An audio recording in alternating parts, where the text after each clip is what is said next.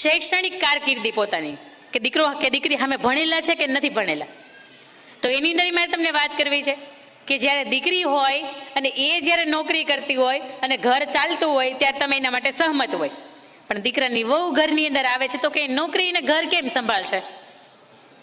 આ ઘણાના આ પ્રશ્નો છે કે નોકરી અને ઘર બે કેમ સંભાળશે. પણ મેં કેટલી બધી એવી સ્ત્રીઓને જોઈ છે કે પરણીને સાસરે આવ્યા પછી વહેલી 4 વાગ્યામાં ઉઠે, બધાના ટિફિન બનાવે અને સરસ મજાનું પોતાનું ભોજન ને એ બધું બનાવીને પછી પોતાની ગવર્મેન્ટ સર્વન્ટ હોય તો ગવર્મેન્ટની અંદર પોતાની જોબ છે એ કરતી હોય.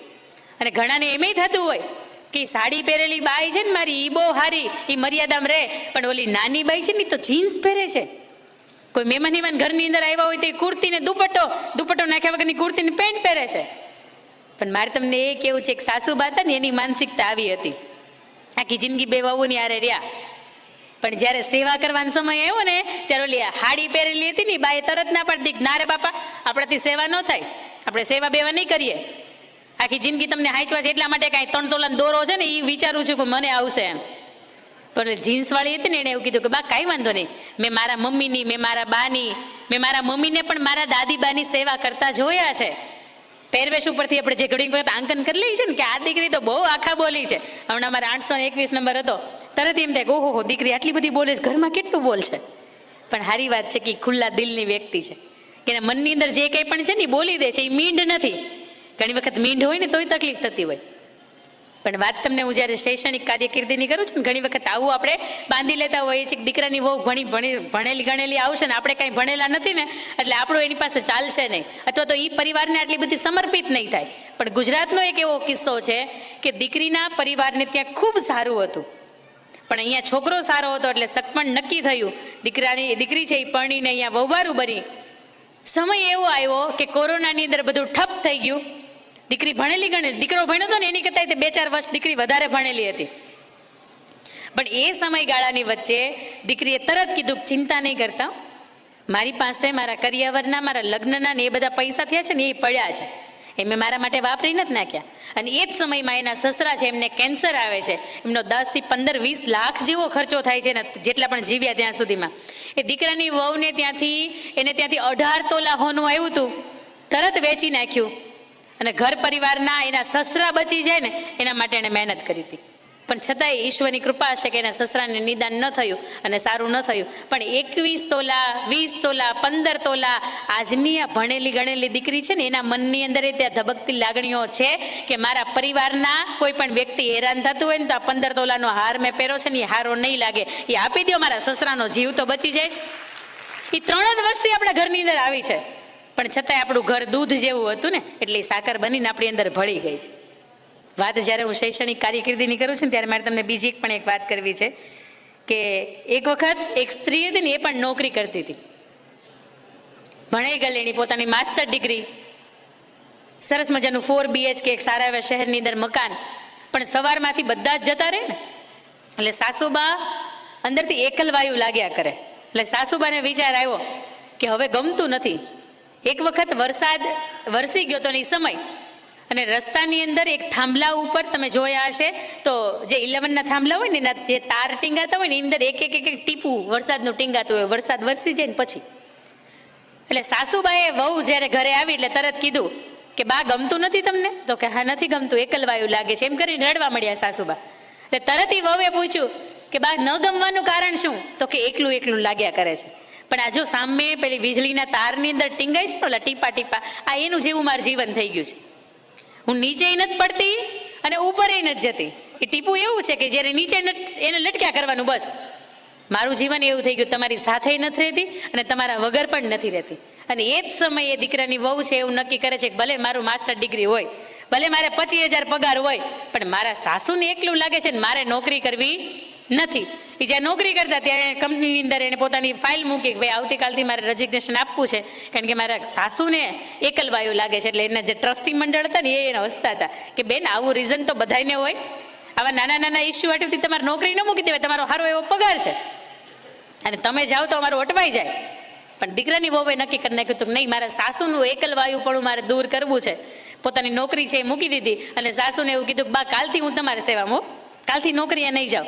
અને સાસુબા છે ઘણી વખત એવું કહે છે એને કે બેટા કરિયર ઉપર આવી રીતે દાવ ન ખેલાય, મારા હાટુથી તારે કરિયર ઉપર સ્ટોપ કરવું પડ્યું આવું ન કહેવાય.